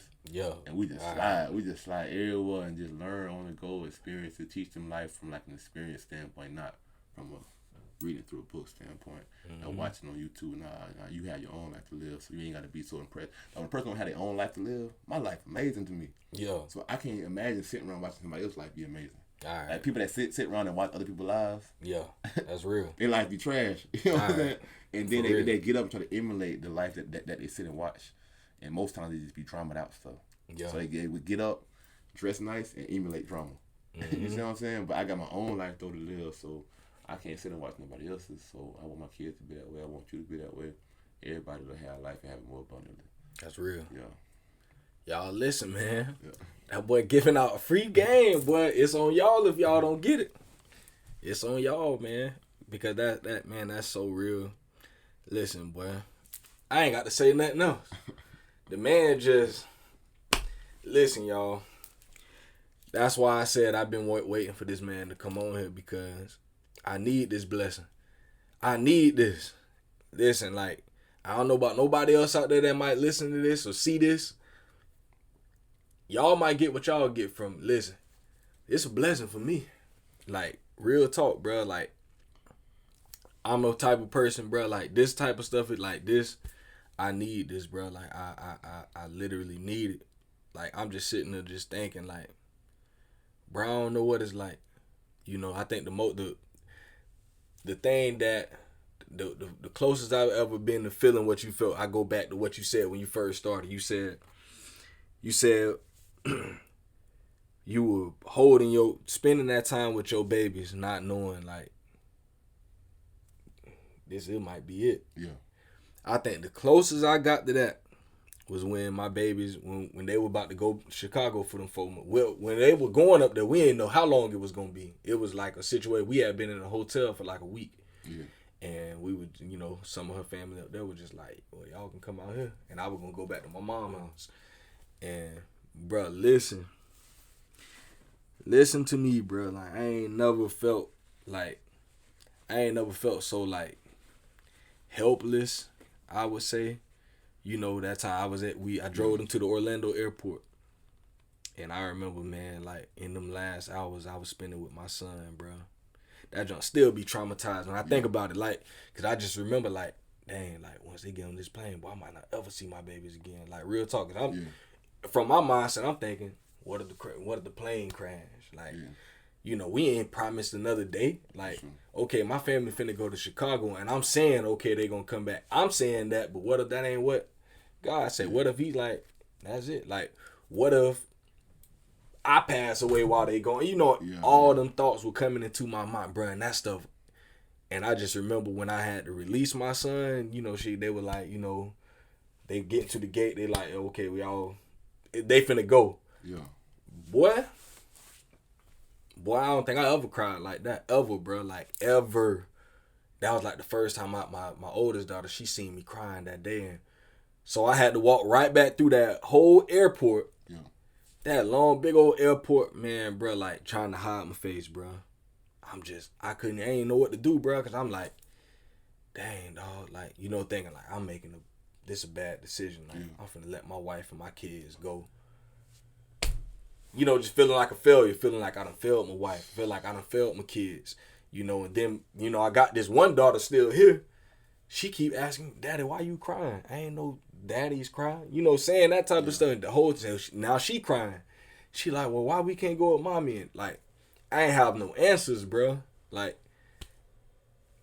man, bro, listen, but that night I cried so much, bro, like I ain't had no more tears after a while. I was crying, but there ain't even no tears coming out. You know, I'm talking with my auntie on the phone, and she, you know, she trying to talk with me, and I'm just like, man, I feel like I done messed up. Bro, you want to tell you something I believe, bro? I had to tell myself, bro. I told myself this enough that I believe it now, right? Because I'm an Aquarius, so, you know, Aquarius can be, like, emotionally detached at times. Although, since I've been legit, I would be in situations where I knew I was supposed to feel a certain kind of way, because everybody else did, but I just didn't feel that way. Yeah. I didn't feel no way. I just didn't feel nothing. You feel me? So everybody happy, but I don't feel nothing. Everybody sad, but I don't feel nothing. To the point where I used to fake emotions sometimes just to fit in with people. But bro, it's like that thing where that hurt you feel with the kids, dog, and once you, like, get no emotion, dog, in that kind of way, I told myself, bro, that weakness, right? That's what I made myself believe, all that weakness. I mean, that crying is just weakness leaving the body, right? Yeah. When you shed tears, bro, that's like emotional baggage and weakness leaving the body. You know what I'm saying? The only thing that's qualified to push weakness out is strength. Yeah. Nothing else can push out weakness but strength. Yeah. So when I was strong enough to cry, you know what I'm saying? We look at it as weakness. It's weakness, but it's because, you know, it's not weakness. Just you're hurt right now, dog. Ain't nothing weak about it, though. And you strong when you can actually tell somebody, my nigga, like, dog, I'm going through it, man. I feel defeated. I feel this and that way. Although it's not the case, but that's how you feel. And it don't be that's what it is. It just, sometimes when you speak it, bro, you can keep it from replaying over and over in your brain. You see what I'm saying? Because sometimes the hurt lasts as long as we can think about it and remember it. And that can be forever. That's real. You need to forget that thing, dog. And sometimes people don't have positive thoughts to check thoughts in their brain with. You see what I'm saying? But if you bump to a positive person and shoot that thought to them, hey, bro, I feel like I ain't nothing. But then you positive, so you gonna say, bro, you is. And you can reflect back to me that I don't always see. Yeah. And tell me and remind me. So, bro, my heart go out to you for that time, that situation, bro. You know what I'm saying? Like, I had many situations like that, dog, where I was hurt. I can remember, dog, like, right before the situation happened that sent me to jail. I was walking home, dog, coming from Krispy Kreme. And baby, I was homeless then too, bro. I was crashing at somebody's spot though, so I don't know if you call that homeless, but it wasn't my spot. You know what I'm saying? Yeah. So, but I wasn't sleeping outside though. Yeah. You know what I'm saying? But I still had that rich winning mentality. You know what I'm saying? The smile and everything. So one of my homegirls hit me up, and she knew I was homeless though. She knew though. She knew. But she still sweat me by making her resume, make my resume for me. So I did it, you know what I'm saying, gave her some positive encouragement, dropped me off, and I was walking home, and my mama called me. No, I just called my kids. And my daughter's been asking for some money, and truth be told, bro, I was trying to save for something else. But it's this thing where if my mate or my daughter's express a need around me, and I can supply that need, just because they didn't ask me specifically, but if I just hear it, and I know there's a need for it, and I can meet it, I'll do it. You know what I'm saying? So sometimes I be headed this way to do something else, and then you like, oh, I wish I had. I'm like, damn, why you gotta say that shit out loud? Now I gotta get you this shit and figure out how I'm gonna get that. Yeah. You know what I'm saying? So, yeah, though, bro. Making a long story short, though, bro, I'm gonna just sum it up, dog. I understand what you went through with your kids, bro. I understand all fathers. I'm forever have a heart for the underdog. You know what I'm saying? The strugglers out here. That's real. You know, I understand. I can remember walking home in the rain, crying on the phone with my mama, dog, saying like, Mom, why I can't have one friend in my life like me? I just need one friend in my life like me, just one. You know what I'm saying? But then it started raining too, and you know what I'm saying? But I'm like 6'4" with gold teeth on the sidewalk crying. And I'm out there public with it though. You know what I'm saying? Like walking to my dog house from work. I got a box of donuts in my backpack. You know what I'm saying? On my little flip phone. I had a flip phone. Crying in the rain, like, look at two things.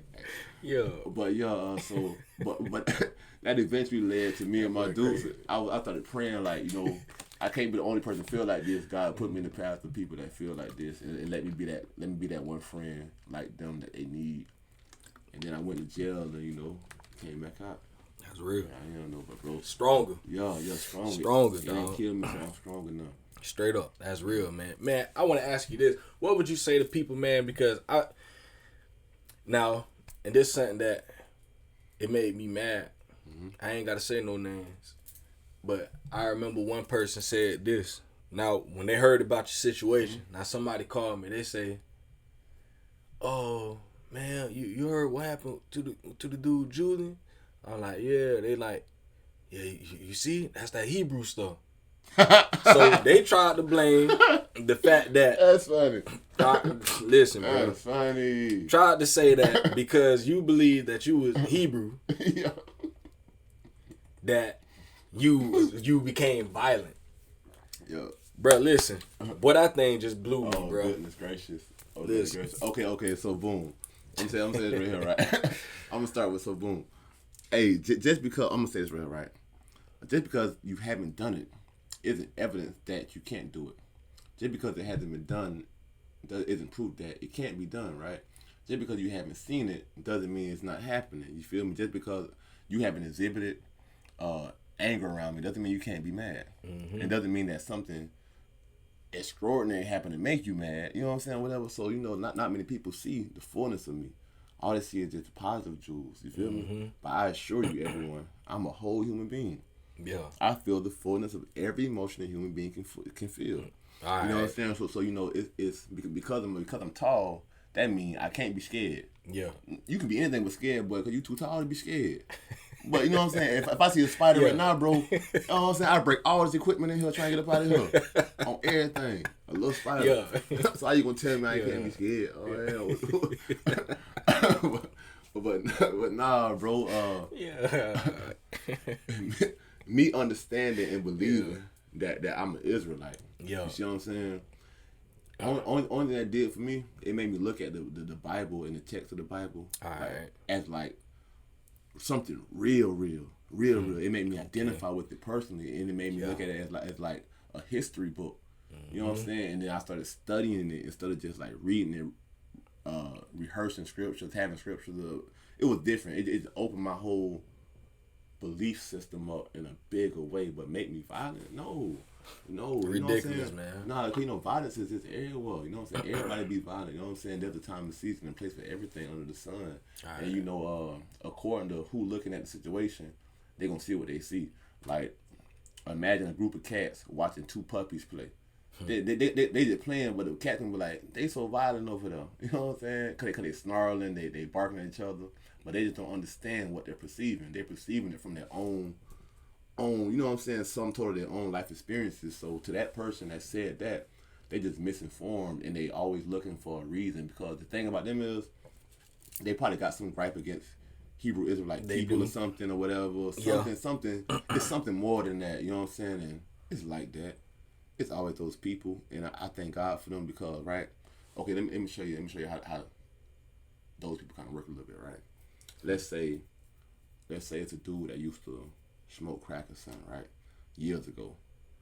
And he done changed his life, you feel me? He doing so good now. And it's 6 people standing up, 6 people. So 5 of them will be like, yo, you doing good, man. You know what I'm saying? But it be that one that say, oh, what he used to do. All right. So the reason why that dude's important, because let's say it's a 7th person that don't know the dude at all. Mm-hmm. So he looking at the dude, he won't understand the fullness of why these dudes praising him, right? Except that dude has said, so that's why he praising. Oh, he used to, you know what I'm saying? So, all right.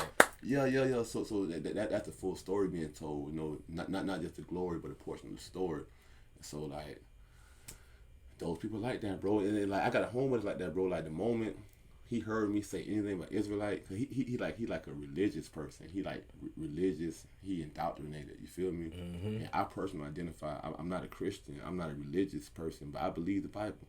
You know what I'm saying? I believe it, but you know, I got my own beliefs, and certain stuff I don't even talk about. Like certain stuff, dog, is not like up for debate for me, or because I take it so seriously. You feel me? Like, we're not going to discuss. It was a time where I wouldn't discuss my court case because that's serious. I don't even know your feelings about it. You know what I'm saying? That belongs to me. My kids is one of them in a certain type of way. I can discuss my relationship with them, but like certain things, like you ain't finna talk about my kids a certain kind of way. And then, you know, my personal faith, religious, spiritual beliefs, because some people be ready to like turn it into like a debate or like some kind of brain bowl or something. And this ain't for that.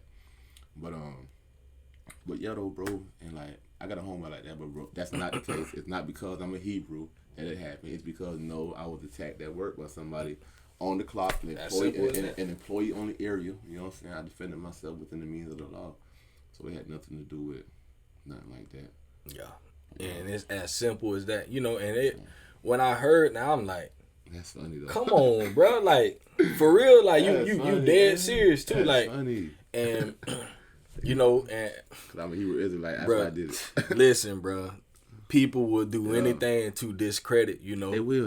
And that's been an issue for me, you know. Once I started to acknowledge that, and to acknowledge that truth, listen, boy, I've been going this way, and a lot of other people I knew going that way, and I'm fine with that. You know, I'm definitely fine with that. And my thing is, you know, as much as I've heard people talk about, you know, people who claim their identity as Israelite, people say this, say that, say all these things, but I'm like, because what happens is a lot of times I don't even tell people that. I hear them talking, and we'll be in the middle of a conversation, and they'll say, "Oh man, you know, bro, so and so Israelite." I'm like, oh, okay, yeah. They'll be talking. I say, well, hey, I believe that too. But you don't feel like that about me. But you talking about this one person that obviously you don't know them either. Like, then I always be like, well, have you ever sat down and talked with bro? And they'll be, oh no, not really. And I'm like, that's what I'm saying, bro. That's the problem. You don't. We assume all of these things about each other, and that's the thing I hate the most. And most of the time, it's always black people, and we assume all of these things about one another and talk so bad about one another. But I'm like, you don't even know, bro. When the last time you called his phone and be like, hey, bro, what's up? Like, let's talk. When the last time you sat down with that man? When the last time you went to that man's house? You know, and it's always like this thing. Then when I say, oh, yeah, I believe that too. No, like, you know, and it's like, so am I any of that stuff that you just explained? I'm not. And most likely the person that you was talking about, they not like that either. You just got this thing that this country, I think they're starting to catch on to it, and they're starting to put out these narratives. It's just another one of those narratives. False narratives, exactly. And it's like we got to destroy these narratives and stop putting these false narratives out there about people. Man. I'm gonna tell you how like kind of, I don't want to say people dumb, but they just like, I don't know what to call it. I don't want to call it nothing negative. No, people are people, right? But it's this thing, dog, where like, you look at Christians, right? Okay, people readily claim the title Christian. We know who Christians have been historically. You know what I'm saying? Historically, you know what I'm saying? So which Christian are you? Are you one of those Christians? Or are you one of these Christians? Because, you know, so for example, like Israelite faith, all the negative things about the belief of that whole, whatever you want to call it, I don't even call it like a religion, because it's not that. It's not. It's like a Chinese man saying he's Chinese, and you saying like, oh, so your religion is Chinese? You know what I'm saying? You know what I'm saying? Because I'm not. It ain't that. Yeah, I ain't African or American. You feel me? It's who I am. It describes like who I am in that kind of way. You see what I'm saying? And then because of who I am, I believe what you know what I'm saying. I believe. You know what I'm saying? The same thing. But anyways, though, bro, it's like I keep touching the mic. But dang, I forget the concept I was saying though, bro. What was you talking about, bro? The Israelite. Okay, yeah. So boom, right. It be the camp Israelites, right? They're like the Israelite School of Universal Practical Knowledge, the ISUPK and everything, and they be preaching a doctrine of hate, really, and just the whole delivery, it just be kind of off a little bit. Like it just be a lot of what you see on YouTube. Yeah, well, YouTube is like outdated. You know what I'm saying? But that's not who all Israelites are. Like I know so many brothers. I know some of my Israelite brothers thought that's like real, man. They real. Like. They actually have a personality in Christ. They in Christ, but they authentically themselves still. You know what I'm saying? They ain't in that carbon Christian copy mode. You know, like I don't know, bro. Trust me, I know what you're saying. I know what you're saying. That's all that is, bro. That's all that is. You know, but Christians don't. I forget what the KKK was. You know what I'm saying? They were devout Christians. You know what I'm saying? They used to burn crosses in people's yards and everything, and deem that righteous because of whatever reason. but you still identify with Christian. When you say that, people don't call you a black. Oh, you're a black Christian. Oh, you're a black Hebrew. You know what I'm saying? Nah, you just a Christian. So why gotta be a black Hebrew or a black Israelite? Nah, I'm just an Israelite. It's different between an Israeli, that's the resident of Israel, and different between an Israelite. You know what I'm saying? So that's that. But it ain't had nothing to do with. It had everything to do with who I am. You know what I'm saying? The codes I stand on, the way that I behave, act, and everything. But nah, it had nothing to do with that situation. Yeah, that's real. And I just wanted you to clear that up because, like I said, I ain't got to say no name, but I think I know who it was. Yeah, you probably do. I think I know, bro. We ain't got to say no. We ain't got to say no name, bro. I think the same dude, bro. I done had witnesses though where like he trying to like attack my belief system as if like I'm like racist or I don't know what's the dude deal, but whatever. But I had witnesses there that could witness our exchanges and they be like, yeah, bro definitely got something against you. It's like personal towards you. It's deeper than just what y'all talking about. Yeah, bro. Yeah, but I still love my brother though to the straight up. You know, I done seen him grow a lot though. You know what I'm saying? He got his own little walking struggle, so. I shot my dog. You know who you is. Straight up. Yeah, you got an idea. Yeah. But we gonna move on from that right there, man. What's one aspect of parenting that you want to be better at? Ooh, okay. Damn, let me see. That's a good one. It's a lot of them though. All the ones I'm good at now, I want to be better at. But you know what I'm saying? Because you know the whole saying with relationships, they say what you do to get them is what you gotta do to keep them. Mm-hmm. That's a lie because. Who you was at 19 when I met you, you ain't gonna be that same female. Right. You know what I'm saying? So while I was doing at 19 to get you, I can't be doing that same shit. You know what I'm saying? I have to grow and change with you. I have to constantly be in tune with you to grow and change with you. That's real. You know what I'm saying? So like, I approach parenting that same way because each year is different. It's my first time having this is my first year ever having an 8-year-old daughter. The next year, my first time having a 9-year-old. Then when the other ones catch up, it'll be my first time having a 9-year-old. Camille, you see what I'm saying? Mm-hmm. So it's different each time. So you constantly growing as a parent.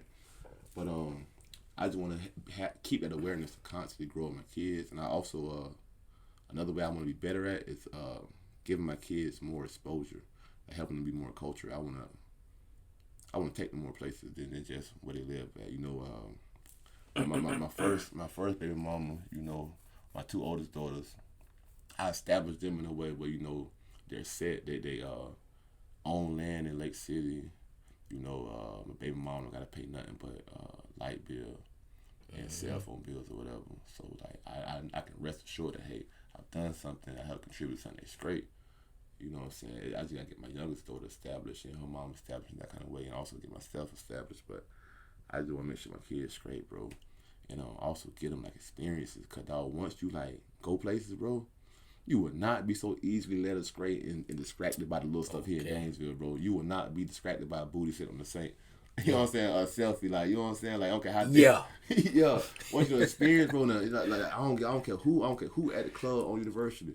I ain't going. You know what I'm saying? Yeah. That's real. You know what I'm saying? Like, I refuse to, y'all, and then the money people spend sometimes to, like, do these little, even if you go to, like, the Classic in Orlando, some crazy stuff, dog, I would much rather, like, go to Colorado and be in the mountains for like, you know what I'm saying? Yeah. And you be walking outside. Instead of trying to impress people. Yeah, like. That's real. And don't got snap no photos. You see what I'm saying? I'd rather just ride like 7-8 hours to New Orleans and chill with my homegirl Diane. Yeah. And just get some raw grit. I think they invented grits in New Orleans, bro. I think they invented it there. Because how else could they be that good? You know what I'm saying? Why they had to make them? I think grits from New Orleans. I'm a good at. Yeah. You know what I'm saying? But yeah, they good though, bro. I just be eating just grits. Man, they're crazy. You in a restaurant to order just grits? I'm straight. I just came in for the grits, bro. Yeah. and Sprite. Yeah. So, I would do something like that, bro. You know, I want to give my kids those kind of experiences that I experienced that changed my life. You know what I'm saying? Get on the airplane for the first time, get in the window seat, and seeing like, dang, this the world. Yeah. You know what I'm saying? All right. That's crazy. So I want to get them all of that. So that's what I want to change, all the kind of experiences that I can afford my children in their younger years and all of the rest of their life. I want them to see all the stuff I saw in them. So yeah. That's real. Man, this man inspired me, boy. I feel like going home right now to go get my babies and go put them jokers on the city bus. They be asking me stuff like that. Yeah. They be like, well, Daddy, I be like, yeah, I rode the city bus before. Like, so like my son just asked me like 2 weeks ago. He was like, Daddy, can we go? Is that simple, bro? Simple. Yeah. I might go put them jokers on the city bus today, boy. It'd be 2 words, field trip. Yeah. I've been a printer. I've been went somewhere and printed out some fake permission slips. Yeah, y'all sign, y'all give y'all mom and still shit, let y'all go. Who gonna go on the bus? Yeah, it be working. You know, they be happy too, bro. Right. It's like the stuff the kids want from us all. You know, we can buy them things, but they prefer. You know what I'm saying? Our virtue, our personalities. They prefer our smiles, our company. You know what I'm saying? Like, I remember, dog, when I had my kid was a baby, and they'd be crying. I'd be thinking like, dang, so, you know, we only think about changing them either when they can't talk. Mm-hmm. We think like, oh, either they're hungry, they sleepy, or they need to be changed. I think like, what if her back itching? You know what I'm saying? Right. And she can't say it. You know what I'm saying? So like, I be trying to like do little stuff like that, like teach my daughters the, like you say, the skin contact. I rub their little backs, rub their little feet. You know, teach them things that, you know, the love language too. Besides the oh girl, I love you. You know what I'm saying? Teach my daughters whatever dude looking at when he tell you he love you, that's what he love. You feel me? You look at the booty, oh I love you. You know what I'm saying? All right.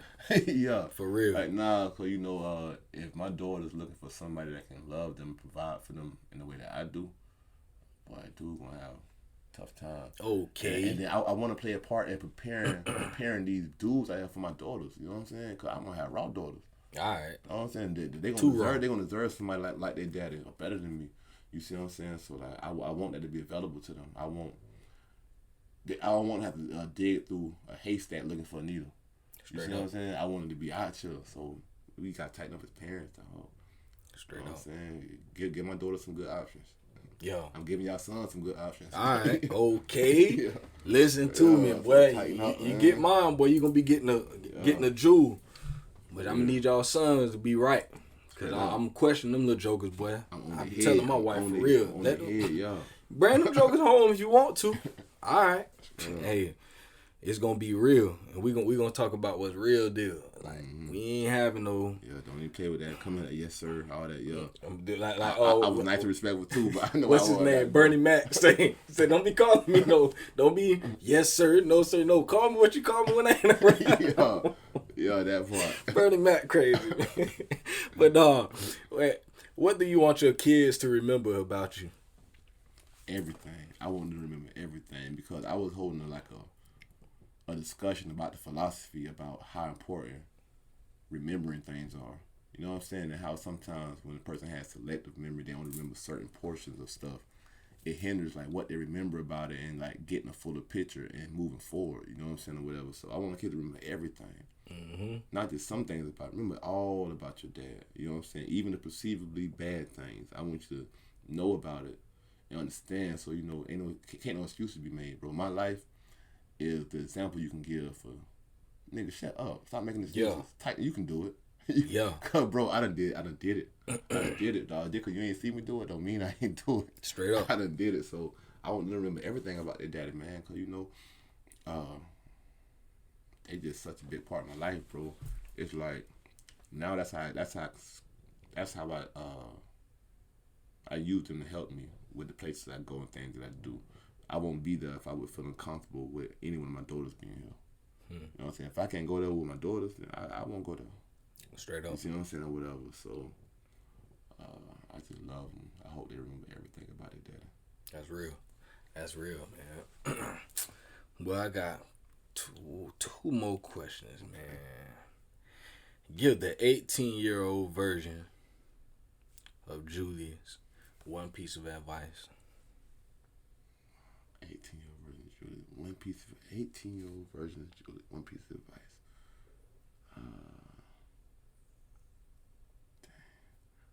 Just one? Just one? Dang, let me see. Dang, dog. Something that he can use going forward. Dang, dog. From 18. Let me see. Dang. That's tough, bro. Let me see. Hold on. Say all your money, bro. Say all of it.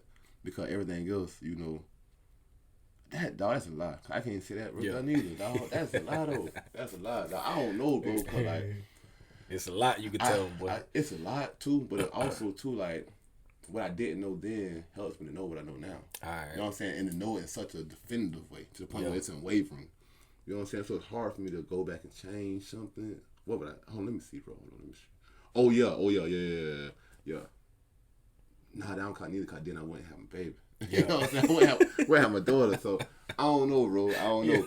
I promise you, bro. Like I don't even. That's always a tough question for me, bro. Cause I don't even think like that, really. Yeah. Like, you know what I'm saying? Like I accept all that I am, all that I have been, all that I will be, all that I've gone through, and it's all of it. It's valuable. You know what I'm saying? Like me losing my car was just as important as me getting another one. Yeah. You know what I'm saying? I value both experiences equally. That's real. But even more so the one of me losing, because the one of me losing my car promotes success. Yeah. The one of me getting the car promotes comfortability and pride. And can probably disrupt my ego. You know what I'm saying? So like I prefer the one that promotes that humbleness and that remembrance of, bro, you can get it, you can lose it too. All right. Stay focused, stay humble, my nigga. Wait, bring your head down a little bit right here. Okay. Turn on my head, get up here. Bring it right, put it right there. You know what I'm saying? So, yeah, bro, I don't know if I would tell myself anything. I would just say, bro, stay strong, my nigga. I don't know, cause I did all that, bro. Like, to go back and tell myself, son, I did all the things that I needed to do, really. I made mistakes, but they was only mistakes because I got to learn to call them mistakes. Mm-hmm. But now I understand they was like valuable lessons that I got, that life chose me to learn these lessons. Mm-hmm. You see what I'm saying? Because some of the things I learned, bro, some stuff I know, I paid a real high cost to know the stuff that I know. A really high cost. And I try to give it away for free. Yeah. Free of charge. You know what I'm saying? Yes, sir. It's like you can't, the lessons I learned, you can't order the class, or you can't sign up for the class at Santa Fe or UF. You know what I'm saying? You can't buy this book off Amazon. You know what I'm saying? Or whatever. You got to experience it. So I thank God for the experience. So I wouldn't change nothing. I would just go and tell myself, you know what, hey, bro, whether it's good or bad now, it get greater later. Remember that. Yeah. Okay. Yeah. That's... Yeah, y'all listen now. It might be some 18 out there listening right now. Oh, but okay, but some advice to some other 18-year-olds. Okay, I could do that. But 18-year-old me was like, I was actually all right, bro. I had just caught a little charge, coming for charge at 18, a little sales charge, but yeah, I still went like, I don't know, bro. I've always been different. But to 18-year-olds now, I would say, if you don't got any felonies, don't get none. Mm-hmm. Legally own your firearms. Like, bro, you don't got to buy illegal pistols. You don't got to do that. Get your concealed weapons license. Legally own your firearms. Get some money in a legal way. There's 1,001 ways to get money. What are you? Are you a hustler or are you a drug dealer? If you selling drugs, that's how you get money. You just a drug dealer. A hustler get money in 1,001 ways. You know what I'm saying? So spread your hustle. Respect everybody, starting with yourself. Stop judging everybody, starting with yourself. And make being smart cool again. And then only the strong survive. That's a timeless saying, but it's evolved, right? It's not about physical strength; it's about mental strength. So only the strong will survive. You gotta be mentally strong, though, my brother. Stay strong, G. That's my advice to 18-year-old in a nutshell. But the advice that's needed is different for each one. So, but that's my one size fits all generic version for everybody. Straight up. Yeah. If y'all listening, man, hey, listen. This coming from experience. I know a lot of times, we done been jits, and I remember being a jit, used to thinking cats like us, just talking. We old heads, just running our mouth. Listen, man, if I could tell myself anything, I'd tell myself, listen to them old heads. Oh, yeah. A lot of time, them old heads knew what they were talking about. And they tried to tell us, so just how you just tried to tell us, give us that game. Yeah. They were giving out free game. And we just, man, them niggas don't know what they talking about. Yeah. And we brush it off. Yeah, real talk. Yeah. And we just, and like I said, and I'm thankful because we wouldn't be who we are right now. Yeah. And whoever people that's listening to this gonna have to go through their own walk too. Yeah. But just a little advice, something to put in your spirit, something to put in the back of your mind when you about to do this and you about to do that, you might think back to something. Man, I remember I was listening to that one podcast, old boy said that. Yeah. You might just think about it. So yeah, man, for all the dads out there, man, I pray if y'all see this, y'all listen to this, Man, we don't know it all. We ain't perfect dads. We ain't perfect men. We just two men right here that you looking at or listening to that had some experiences, and we sharing our experiences. And sometimes you ain't got to learn from your own experiences. Sometimes you can learn from others' experiences, man. So, continue to learn, man. Continue to put yourself in position to learn from other people. You know, we read books, listen to a podcast, do something other than like, bro, like you say, man. Like I don't lately, like I love basketball, bro. Like I be finding myself wanting to watch them games at times, but I'm like, man, I'm just too busy to be. I be all over the like. I wanted to watch that boxing match last night. I missed Canelo fight. Oh, I forgot about that. I ain't gonna lie. I watched that boxing and UFC, but I've been disconnected with like social media, TV, and all that stuff. So I feel that, bro. It just be so busy. Like I'm just really busy on where I'm trying to go in life. You know, I be at the end of the night I be tired, bro. Hey, bro, let me tell you something though. You might not remember this, bro, but you be my next door neighbor. We Oaks condominium. Okay. Yeah, I remember back then, bro. Like you ain't know it, but I was just going through like a divorce at the time. You feel me? Like my marriage had just like really separated or whatever. I hadn't actually got divorced yet, but I used to see you, bro. Like walk and live an example you were setting. You see what I'm saying? That's real. You didn't know that. You know what I'm saying? Yeah. I'm a whole big ass black dude saying that. But you didn't know that I was looking at you. Yeah. With like a sense of admiration and respect, like damn, this is a young black brother out doing his thing, much respect. Every time I saw you go up and down the stairs with your kids, yeah, all right, getting out the car, up and down with him, like much respect, man. Yeah. I felt in my mind that people need to know that you existed, bro. Way back then, not even knowing that you already had something in the midst to like bring not only yourself out to the world as a positive black dude and father, but also other black fathers. Oh, that's crazy. That's what's up, though. Yep, man. No, but you know what's so crazy even about that. Because when I remember when y'all was living next door, you know, like I think I had ran across you on Facebook one day, and I was like, "That's that dude from next door." And you know, I was kind of checking out your page, and I was like, so I was telling my wife, I was like, "Man, bro, be out, you know, he be on some community type stuff," and I'm like, "Dang, that's what's up," you know. And I was just like you say, and I'm paying attention. And I think we were both kind of paying attention from afar, like. You know, and I had like a certain respect for you. Like, damn, I like that. Like, I see, because I was thinking, like, people would look at this man and think, oh, that's just a thug nigga right there. You know, see, you at the time, you had the dreads. You know, bro got the dreads, got the gold in his mouth, big, tall, black dude. And I'm like, you know, somebody would look at him and think, that's just a big thug nigga right there. He probably looking for some trouble. But it was like, it was never that. Anytime we would see each other, it was like a mutual respect what's going on with you, bro. You know, I seen you going, you know, going in, going out. I'm like, I had just respect for you, bro, because I'm like, I feel like you wasn't nothing what somebody else would look at you, and I'm more than sure there's people out there that looked at you like that. Like, oh, I see him, he looking for trouble. That's part of that. That's part of my personal movement, right? Because I thank God for the stereotypes that I fit. You know what I'm saying? Yeah. Because it made room for me. It made room for me to be underestimated because. All the stereotypes I fit come with like low vibrational behaviors. You feel me? But I'm up here with it. You know what I'm saying? All right. You know what I'm saying? That people that don't know me, they always speak to me according to the stereotypes I fit. When they try to like icebreaker a nigga, you know what I'm saying? Like try to start a conversation. Yeah, bro, you heard about hey, it be like some gossip. I told her, I'm like, nah, actually I did. I don't know what you're talking about. I don't know who that is. Personal movement, bro. I believe that, right? Success doesn't have a look to it. You see what I'm saying? Intelligence doesn't have a look to it. And it's important for me to achieve success and do all that I'm capable of doing while still looking like this. All right. I ain't never changing my image. If I do, I get more gold teeth. Yeah. You know what I'm saying? Okay. I'm thinking about snatching and put some in with some crushed ice or something. You feel me? Because I want to show people, dog, none of that stuff matter. Straight up. Dog, I know so many successful people, dog, that's like beyond successful, and they still authentically themselves. And like, if I got to conform or kiss ass or just any of that kind of stuff to succeed, I don't want that success. Straight up. Like, that ain't right. Well, if I forget, bro, I want to shout out some good, positive fathers I know too, bro. Do that. Like real dudes, dog. First, Tyrone Gaskin. Okay. Bro, yeah, you a great father. You my brother, you know what I'm saying? You be here for a nigga, dog. You was here the whole time in my inbox. You know what I'm saying? You never made it no public thing, but you would ride with me through the situation, bro. So Tyrone Gaskin, KP, out west KP, Kelvin Pritchard. Yeah. You know what I'm saying? I'm proud of you, bro. You got my vote for Father of the Year. Yeah. Every year. And Let's I'm a whole go. father out here. Daniel Smart. You know what I'm saying? My boy, Danny Boy.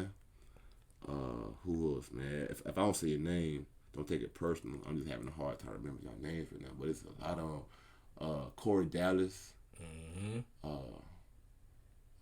else, man? It's so many. My daddy.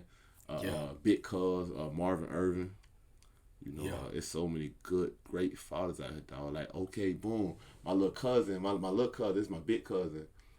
His junior, MJ, right? Me and my cousin was chilling because both of us lost our fathers.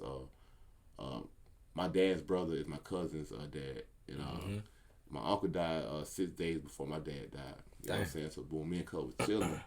And his son came outside, and his son was like, his son's small. He got to be like, I don't know how old the cousin is, but he's small, though. And his dad asked him what color is that thing you're holding. And he was like burnt orange and light teal. So but just the fact that he was so descriptive with the color. Right. You can't say orange and blue. I was like, yeah, what's up? Yo. I was so just impressive, man. It's because so many good fathers out here that like that. So shouts out to the ones that named, shouts out to the ones that didn't name. Of course, shout out to the amazing fathers sitting next to him. I had to get them boy their recognition, you know. I know my dog Tyrone though, boy, he like me. He a whole lion that don't walk around roaring all the time. You know what I'm saying? You know, I'm so calm and chill. I ain't gotta introduce myself to you as a lion. I feel like if you're aware of stuff, you should know what I am. And I don't gotta do that. I don't need to show you that I can roar because I need to show you that I can exist around you. Yeah. You know what I'm saying? That's real. Which one more important? Which one more impressive? You see a lion reading a book, or you see a lion eating eating something? Eating something, that's what he's supposed to do. That's what he do. You know what I'm saying? But it's out of the ordinary to see. You know what I'm saying? So Tyrone like that, and my dog just been here for me the whole way through. Much respect, Tyrone Gasson, man. You my brother forever. Yeah. Hey, listen, I gotta get numbers from you, boy, cause I love to sit down and talk. You know, this is what I'm about, because I'm just of the belief that, man, Dad can't be talking about me. You know, like, yeah, I mean, I created a little platform or whatever, but man, I'm like, every time I sit down with somebody, bro, I'm learning so much, bro, and it's like I'm getting this, like I need this, like, yeah, I'm away from my wife and my kids for these couple hours, boy, they don't know how much I need this right here. What we got, I need this, bro. Like I need this like weekly. Like, I need this type of stuff because this is my time where I can, like, it ain't about me. Like, man, I'm trying to I want this man to come on. I want him to talk about what he got going on, and I want to give this man his praise because, like, I feel like we just don't do it enough. We don't do it enough, bro. And see, that to me, bro, that's the signs of a real man, dog. You know, I feel like real men boost other men. We build them up, we don't tear them down. Straight up. You see what I'm saying? A real man understands that you winning doesn't mean I'm losing. Straight. You see what I'm saying? Even furthermore, me as a black man, right? I feel a sense of obligation to you as my brother. You know what I'm saying? Just because we didn't come out the same womb, we share the same struggle by the color of our skin. So I hold a moral duty to you. It's my reasonable whole duty to aid and assist you in any way that I can. That's just what I stand on. You don't have to stand on that. I do it because of who I am, not because of who you are. You see what I'm saying? So that's my own personal code. So I feel like, bro, I should want to see you win. You know, and we just got to do a better job of supporting each other. You know what I'm saying? Stop. That's real. So many people be ready to, like, uplift your first failure, your first public failure, your first public embarrassing thing, and they know about you, anything happening. You know what I'm saying? Like, they ready to put it out there. You know what I'm saying? But they won't share that you starting a business. They won't, you know, I don't know, man. But we got to support each other more. Straight up. And I'll go first. I'll start first. You know what I'm saying? I'll make sure y'all follow suit. Straight up. That's real, man. Y'all listen, man. This right here been everything that I thought it was gonna be. Definitely appreciate you coming through, my boy, man. This was lovely for me, bro. Like this what it's about, you know. And I'm thankful for you, bro. Like I'm thankful for everything that you given me today. You know, I'm happy, just like joyful to know that you made it through that storm that you was in, bro. Real talk, bro. And you You stood up in that paint, bro. Like I told you off camera. A lot of men faint in situations like that, bro. Like literally faint. Up, bro. You know, and you stood up. You know, kept being who you were, bro. Like you ain't have to change for nobody. You ain't have to, right? You just kept it real, and that it's like seeing that for me. I'm like, man, and I always say this, you know, like for me, I know I be having little stuff going on, but I'm like, man, shoot. When I talk to people like you, I'm like, dog, this man going through stuff that I can't even imagine how this man feeling and what he's going through. So it's like, and it helped keep me humble because I'm like, you know I'm in a position that a lot of men would take in an instant, you know, to be where I am, you know, and that's what I'm saying, bro. Like, I'm just thankful, brother. Like, know that you continuing to stand up. Like, you an encouragement to me, bro. Real talk. So for all my listeners out there, man, I pray that, man, y'all would take what this man, everything this man said into consideration. You ain't got to live his life. You can't live his life. Live your own life, you know. But if you don't take nothing else from this, you know, if you a father out there, man, be involved in the lives of your children. Day by day, they need you. You are important. You are loved. You are all that. Like your kids need you. Your family needs you. If you married, love your wife, man. Sure. Like, be faithful to your wife. Real talk. Like, because your wife needs you. You know, if you engage, you thinking about getting whatever. You got a woman in your corner, man. Love that woman, man. Appreciate that woman, and don't just say that. Words just sometimes just be words, man. You know, sometimes it's the action. Well, most of the time it's actions, man. It's actions over words. You know, so show your children that you love them. Show your woman that you love them. You know, I think we got to really do a better job at that. Like really lifting our women up. You know, out here in the community, and they ain't just hoes and bitches. Like I think we do that too much, and we treat our women like that.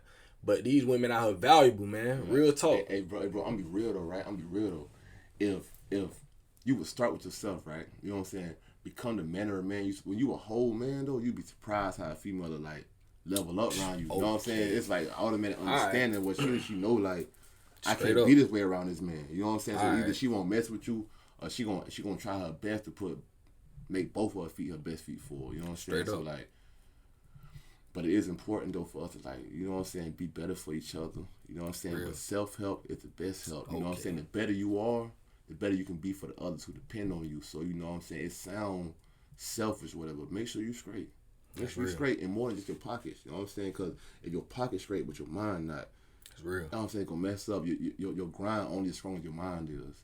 You know what I'm saying? Straight so up. Like, keep your mind straight, keep your heart straight, operate and create out of a place of peace, and not you know, dire need or necessity or negativity or something like that. You know what I'm saying? Start creating out of peace. I'm telling you, the picture look better when you paint it with peace. Yeah. You know what I'm saying? Yeah. Okay. Last thing I'm gonna say, man, for all the women out there, man, if you got a man that wanna be in the life of his children and he's making that effort, I beg you, please, do it for your children. Let that hurt go. Let that hurt go, please. Because you ain't just hurting. You ain't hurting that man. You hurting your children. Yeah. You can't hurt that man too, because that man gonna be hurt by that. Let that man do what he need to do. Y'all ain't got to be together. Y'all ain't got to have the most perfect relationship in the world. Work together, man. Be cordial. You know, it's gonna help everybody involved. Yes, you know, Lord. So yes, that's all I want to say. Preach, you know, I ain't Preach, brother.